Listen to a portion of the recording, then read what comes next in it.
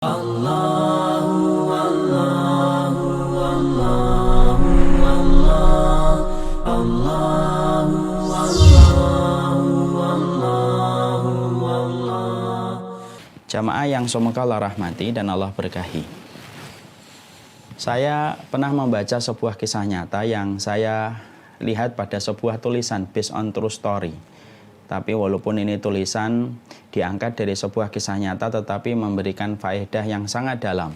Memberikan kepada kita hikmah, sekaligus pula memberikan kepada kita ibrah dan pelajaran untuk menghidupkan hati dan membasahi yang kering pada jiwa kita. Ada satu keluarga ustadz.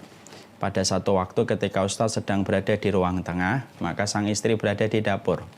Maka ketika sang istri akan mempersiapkan minuman untuk suaminya, beliau di dapur berkata, "Bi, gula kita mau habis, minyak kita sudah habis." Lalu sang ustadz yang ada di ruang tamu serta-merta menjawab sang istri yang menyampaikan tentang kondisi dapur semacam itu. Perhatikan sang suami lalu berkata, "Ya Mi, tidak apa-apa. Kalau barang-barang yang kita miliki sudah mau habis, berarti sebentar lagi yang baru akan datang menggantikan yang lama yang sudah habis." Itu dialog sederhana, tetapi dialog itu memberikan kepada kita pelajaran. Bahwasanya disinilah kita memahami konsep memahami rezeki antara orang yang beriman dengan konsep yang ditawarkan kaum materialistik ketika mereka menawarkan konsep rezeki itu sangat berbeda. Karena sesungguhnya kaum materialistik selalu menyampaikan tentang masalah dunia dan masalah rezeki sesuai dengan konsep mereka. Materialistik itu selalu berbanding lurus dengan penumpukan, profit dan profit, margin dan margin. Seakan-akan manusia tidak akan bahagia kecuali bertumpuk-tumpuk harta yang dia miliki, dan dia menganggap harta yang banyak itu tidak akan ada habisnya, dan dia menganggap bahwasanya harta yang banyak itu akan pasti memberikan kebahagiaan. Itulah kaum materialistik ketika mereka memandang tentang dunia dan memandang tentang fasilitas. Orang yang beriman tentunya sangat berbeda dengan pemahaman yang ditawarkan oleh teori materialistik. Karena orang yang beriman, mereka beriman tentang rezeki sesuai dengan teori yang disampaikan oleh Allah di dalam wahyunya dan sesuai dengan hadis yang disabdakan oleh Rasulnya. Dan salah satu hal yang kemudian difahami oleh orang mukmin, sesungguhnya yang memberikan kecukupan kepada kita itu adalah Allah. Kebahagiaan itu tidak tergantung kepada tidak tergantung kepada kuantitas harta, tapi kecukupan itu tergantung kepada kualitas harta yang didapatkan seorang manusia. Karena bisa jadi ada manusia yang mendapatkan kuantitas hartanya itu berlimpah tapi belum tentu berkualitas. Tapi bisa jadi ada orang yang kuantitas hartanya tidak banyak tetapi berkualitas harta yang Allah berikan kepadanya. Disitulah akhirnya kita paham. Ternyata memahami tentang masalah dunia dan rezeki itu penting. Karena salah satu kunci kebersahajaan kita di dalam kehidupan, salah satunya ketika kita faham tentang konsep rezeki yang disampaikan oleh Allah di dalam wahyunya, dan kita faham tentang konsep rezeki yang disampaikan Nabi di dalam sabdanya. Kalau kita sampai gaib, sampai absen dalam materi pelajaran ini yang disampaikan Allah dan Rasulnya, berbagai macam depresi, frustasi dalam kehidupan itu dimulai. Salah satunya bukan karena tidak mengenal Allah. Banyak orang yang mengenal Allah tetapi depresi. Kenapa depresi itu muncul, frustasi itu ada? Salah satunya adalah karena dia mengenal Allah tapi dia tidak mengetahui bagaimana cara Allah membagikan rezeki kepada hambanya. Ketika dia tidak tahu bagaimana cara Allah ketika membagi dan mengatur rezeki pada kehidupan manusia, disitulah kita dapatkan orang mulai frustasi, orang mulai depresi ketika kuantitas harta dia kejar dan kuantitas itu tidak kunjung sesuai dengan apa yang dia rencanakan dan dia ekspektasikan. Dan akhirnya frustasi itu datang. Makanya negara materialistik selalu berbanding lurus dengan tingkat mati bunuh diri yang juga tinggi. Dengan banyak masalah internal keluarga dan masalah sosial juga tinggi. Kenapa? Karena sesungguhnya sekali lagi kita diajari oleh para ulama, kuantitas harta itu tidak berbanding lurus dengan kualitas harta. Karena bisa jadi ada orang yang kuantitas hartanya banyak, kualitas hartanya itu rendah. Tapi bisa jadi ada yang kuantitas rendah hartanya tapi kualitasnya itu luar biasa, dan akhirnya dia bersahaja dan tenang ketika memandang kehidupan, persis sebagaimana seorang ustadz yang tadi begitu tenang mendapati seorang istri mengabarkan tentang kondisi dapurnya yang sudah habis. Tapi karena iman beliau kepada Allah, dia bisa berkata sangat bersahaja, tenang, pembawaannya juga tidak frustasi dan tidak sampai kepikiran. Dia menjawab kepada istrinya, tenang, kalau harta yang kita miliki, bahan-bahan yang kita miliki mau habis, berarti yang baru akan datang, yang akan dikirim sama Allah. Akhirnya sang istri tenang mendengarkan jawaban sang suami pun tenang. Karena dia tahu bahwasanya dia merupakan makhluk yang sudah dijamin oleh Allah ketika Allah menciptakan ia sebagai hamba dan manusia. Nah, disinilah kita akhirnya paham sesungguhnya masalah rezeki ini masalah besar. Makanya kalau kita buka di dalam Al-Quran, kita membuka di dalam hadis, kita akan jumpai betapa banyaknya Allah menceritakan tentang masalah konsep Allah membagi rezeki. Allah menyampaikan tentang rezeki. Dan Allah menjanjikan bagi mereka yang bersedekah dengan rezekinya. Allah banyak terangkan itu. Dan itu menjadi sebuah pelajaran yang harusnya tidak terlewatkan. Pelajaran yang kita tidak boleh terlewatkan dan tidak boleh absen ketika pelajaran itu harus kita fahami dan harus kita imani. Dan itulah berbeda dengan kalangan materialistik. Makanya setan itu tahu. Setan itu mengetahui bahwasanya rusaknya manusia itu salah satunya karena faktor dunia, faktor rezeki. Makanya setan itu ketika menggoda manusia bukan hanya menggoda untuk berbuat zina, enggak. Manusia itu ketika menggoda manusia maka tidak hanya menggoda mereka untuk minum khamr, bukan. Setan itu ketika menggoda manusia tidak hanya menggoda supaya membunuh, bukan itu saja. Tapi ternyata setan itu ketika menggoda manusia, maka sesungguhnya salah satu di antara jebakan dan godaan setan yang membuat manusia banyak terperangkap, yaitu adalah manusia itu disisipi, dibisiki dengan narasi-narasi yang dibuat oleh setan supaya manusia itu takut menjadi miskin ketika mereka tidak percaya dan tidak beriman dengan konsep rezeki yang dibagikan oleh Allah. Kalau manusia sudah khawatir dengan kemiskinan ketika mereka tidak yakin kepada janjinya Ar-Rahman yang sudah Allah sampaikan berulang-ulang di dalam Al-Quran, bahwasanya setiap makhluk itu dijamin oleh Allah dan digaransi oleh Allah. Kalau manusia sudah takut miskin, disitulah berbagai macam kemaksiatan, dosa, dan penyimpangan itu dimulai. Salah satunya ketika manusia itu takut menjadi miskin, ketika setan membuat narasi itu hadir pada pikiran kita dan hati kita. Makanya orang kalau sudah takut miskin, dia bisa berzina. Orang kalau sudah takut miskin, dia bisa membunuh siapapun yang menghalangi dia mendapatkan rezeki dan mendapatkan dunia. Orang kalau sudah takut miskin, dia bisa melakukan apa saja. Karena apa? Karena setan tahu manusia itu kalau dikhawatirkan, kalau dibuat bagaimana dia takut menjadi miskin, pangkal semua kerusakan itu dimulai ketika manusia itu takut menjadi miskin dan akhirnya kecintaan kepada dunia itu berbuah dengan segala macam keburukan. Makanya kita dapati dalam surat Al-Baqarah ayat 268, asyaitanu ya'idukumul faqra wa ya'murukum bil fahsya wallahu ya'idukum maghfiratan minhu wa fadla wallahu wasi'un alim. Allah menyampaikan di dalam surat Al-Baqarah 268, setan itu selalu nakut-nakuti kamu supaya kamu itu takut miskin. Ya kan? Setan itu nakutin kamu itu untuk menjadi miskin. Jadi jebakan setan itu bukan hanya menjadikan orang minum khamr, bukan hanya meninggalkan sholat, bukan hanya tidak puasa, tapi ternyata jebakan setan yang sampai Allah abadikan di dalam Quran itu yang sering justru kita tidak merasa, yaitu adalah jebakan setan ketika manusia itu khawatir dia itu takut menjadi miskin. Kalau manusia dijebak supaya dia berbuat zina, pada dasarnya banyak manusia yang tahu ketika akan berzina itu sebenarnya hati besarnya itu tahu bahwasanya perbuatan itu salah. Kalau ada orang akan membunuh itu sebenarnya hati yang paling kecil itu dia tahu bahwasanya perbuatan yang akan dia kerjakan itu salah. Tapi sesuatu di antara narasi yang dibuat setan yang sering kita tidak merasa itu adalah setan ketika menjanjikan manusia dan menakut-nakuti manusia untuk menjadi miskin. Itu banyak di antara kita tidak merasa. Makanya Allah sampai abadikan supaya manusia tidak sampai meremehkan tentang persoalan ini. Dan Allah sampaikan pada salah satu surat yang agung kedudukannya di sisi Allah, surat Al-Baqarah. Allah menyampaikan, asyaitanu ya'idukumul faqra wa ya'murukum bil fahsya. Setan itu selalu nakutin kamu menjadi miskin, dan setelah kamu takut menjadi miskin, wa ya'murukum bil fahsya, selalu setan itu nyuruh kamu kepada perbuatan buruk. Kenapa ada kata faqra dan ada kata fahsya pada ayat ini? Karena orang kalau sudah takut, yaitu fakro itu kefakiran, ketika takut miskin, itu dekat sekali kalau sudah takut kepada kemiskinan, itu pasti gampang akan melakukan sebuah perbuatan yang fahsya.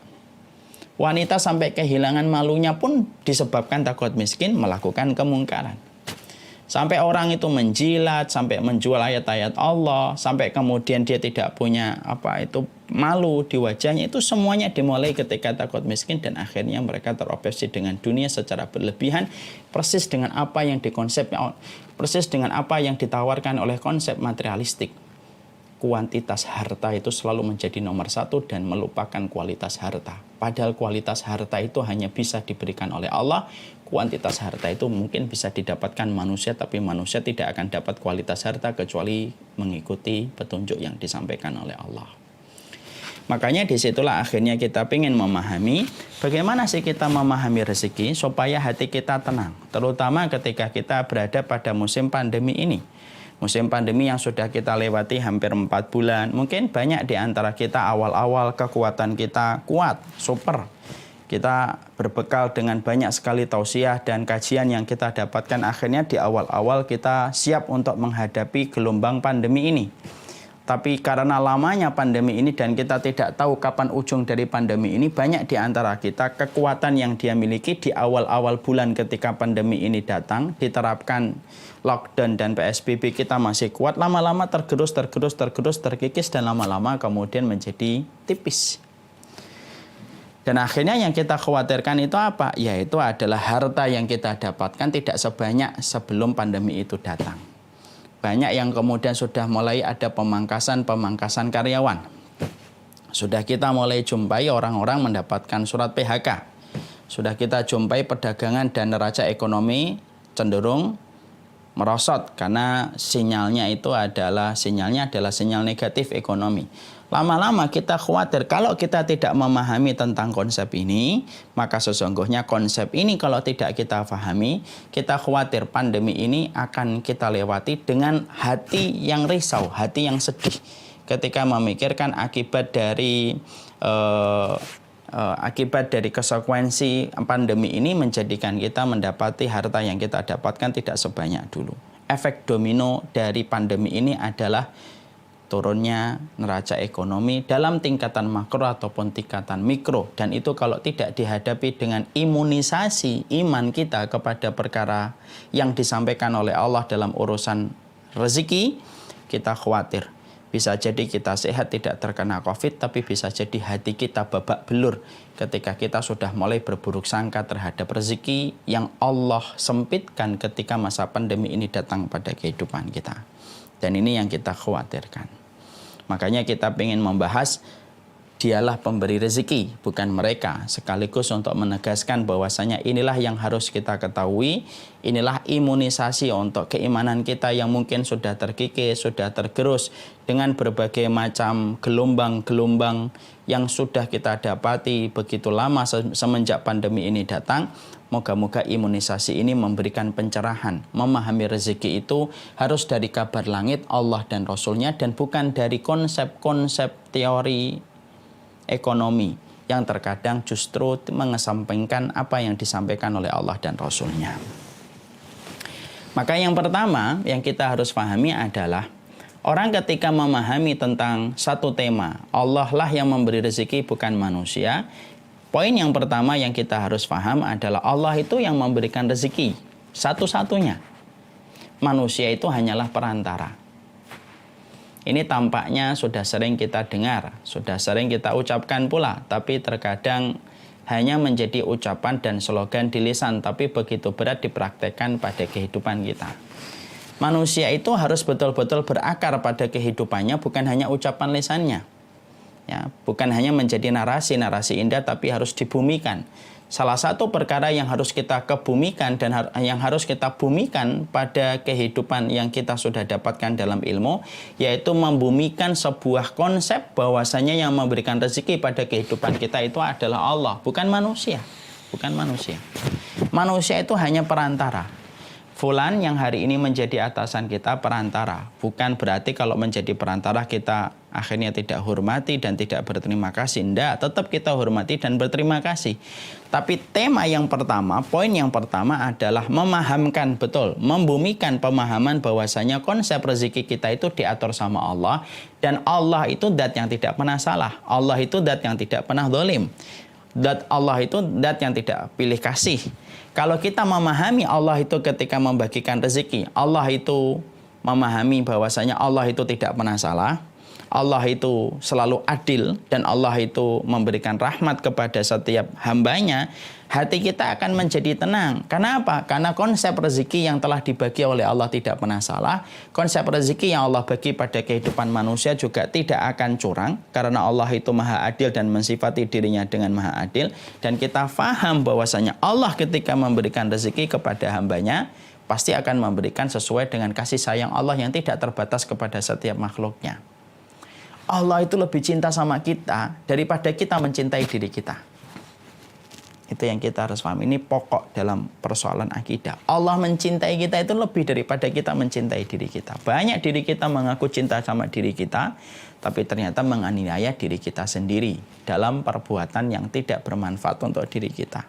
Kalau Allah itu mencintai kita, kalau Allah mencintai kita, tidak pernah salah, dan Allah itu adil, dan Allah telah menetapkan bahwasanya yang memberikan rezeki pada kehidupan manusia itu adalah Allah. Harusnya apapun kondisinya, apapun keadaannya, pandemi atau tidak pandemi, sesungguhnya kita tenang. Kenapa?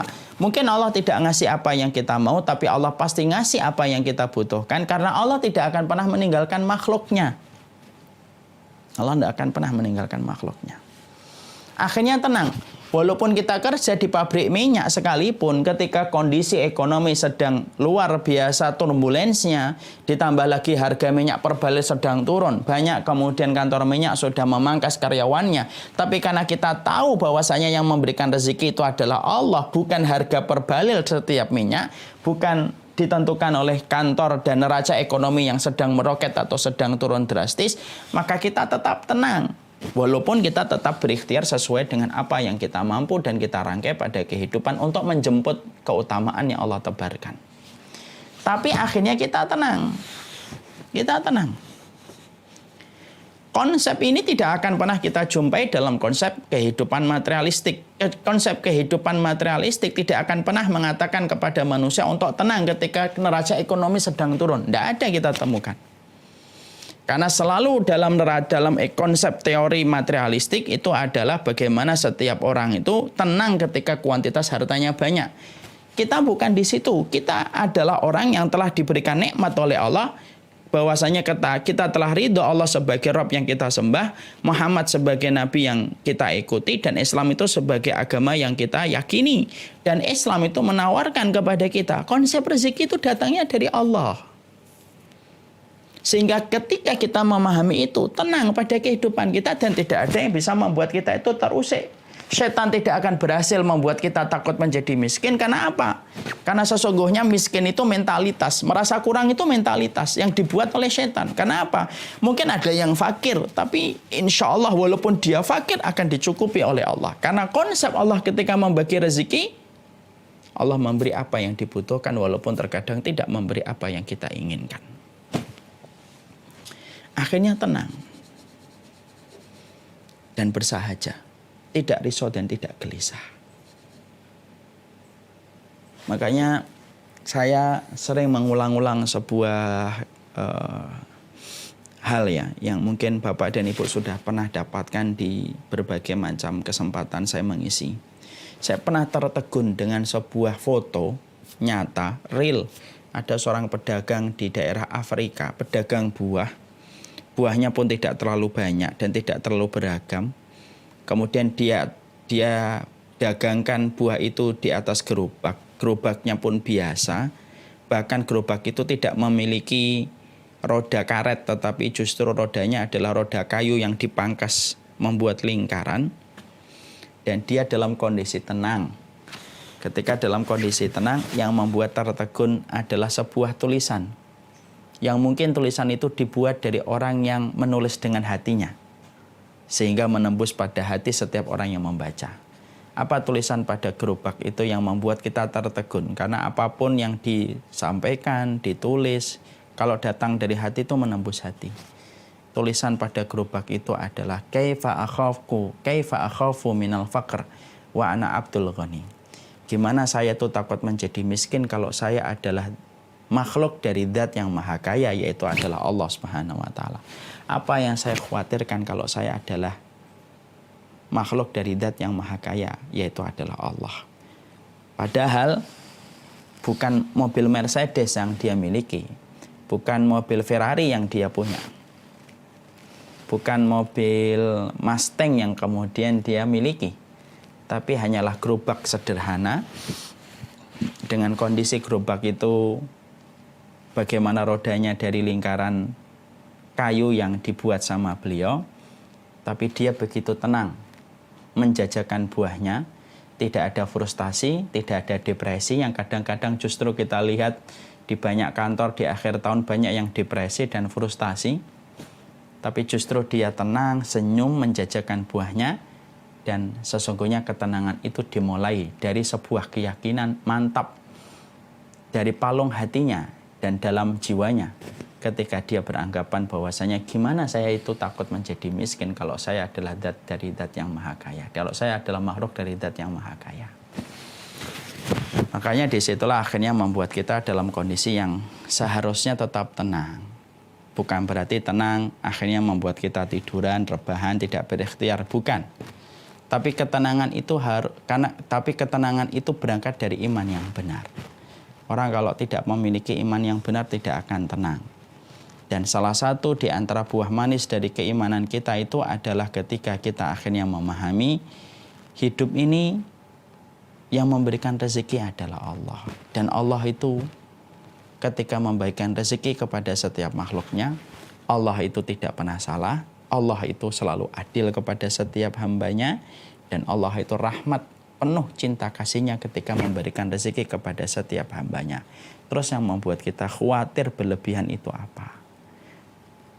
Kadang-kadang mikir boleh, tapi terlalu berat mikir itu yang tidak boleh. Kadang-kadang takut boleh, ketakutan yang berlebihan tidak boleh. Khawatir boleh, khawatir yang berlebihan dan ekstrim itu yang tidak boleh. Dan itulah yang menjadikan kita harus paham, yang ngasih rezeki secara detail pada kehidupan kita adalah Allah.